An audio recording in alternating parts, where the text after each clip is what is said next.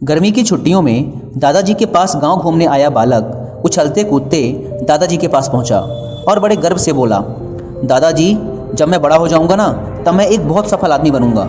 क्या आप मुझे सफल होने के कुछ उपाय बता सकते हैं?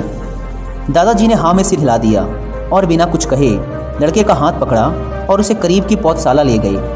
वहाँ जाकर दादाजी ने 2 छोटे छोटे पौधे खरीदे और घर वापस आ गए। वापस लौटकर उन्होंने एक पौधा घर के बाहर लगा दिया और एक पौधा गमले में लगाकर घर के अंदर रख दिया। क्या लगता है तुम्हें, इन दोनों पौधों में से भविष्य में कौन सा पौधा अधिक सफल होगा? दादाजी ने लड़के से पूछा।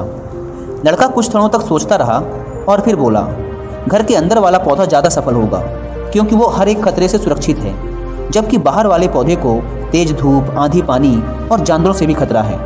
दादाजी बोले, चलो देखते हैं आगे क्या होता है, और वे अखबार उठाकर पढ़ने लगे। दादाजी दोनों पौधों पर बराबर ध्यान देते रहे और समय बीतता गया। 3-4 साल बाद जब एक बार फिर वह लड़का अपने माता पिता के साथ गांव घूमने आया और उसने अपने दादाजी को देखा तो देखते ही बोला, दादाजी पिछली बार मैंने आपसे सफल होने के कुछ उपाय मांगे थे पर आपने तो कुछ भी नहीं बताया था, पर इस बार आपको ज़रूर बताना ही होगा। दादाजी मुस्कुराए और लड़के को उस जगह ले गए जहाँ उन्होंने गमले में पौधा लगाया था। अब वह पौधा एक खूबसूरत पेड़ में बदल चुका था। लड़का बोला, देखा दादाजी, मैंने कहा था ना कि ये वाला पौधा ज़्यादा सफल होगा। अरे पहले बाहर वाले पौधे का हाल भी तो देख लो। और ये कहते हुए दादाजी लड़के को बाहर ले गए। बाहर एक विशाल वृक्ष गर्व से खड़ा था। उसकी शाखाएं दूर तक फैली थी और उसकी छांव में खड़े राहगीर आराम से बातें कर रहे थे। अब बताओ कौन सा पौधा ज़्यादा सफल हुआ? दादाजी ने पूछा। बाहर वाला, लड़का कुछ शर्माते हुए बोला।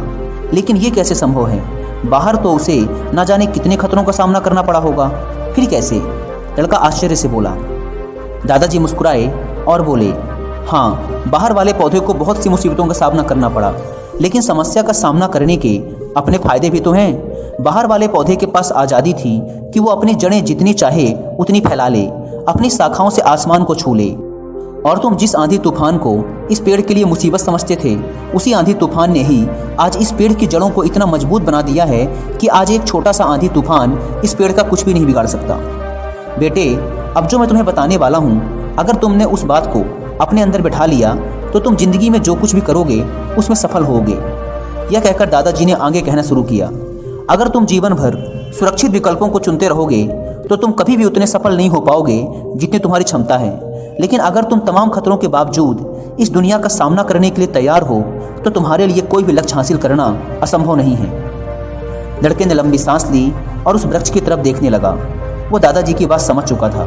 आज उसे सफलता का एक बहुत बड़ा सबक मिल चुका था कि जीवन में हम जिन रुकावटों को अपना सबसे बड़ा शत्रु समझते हैं वही हमें मजबूत और जीवन में ज़्यादा सफल बनाती हैं।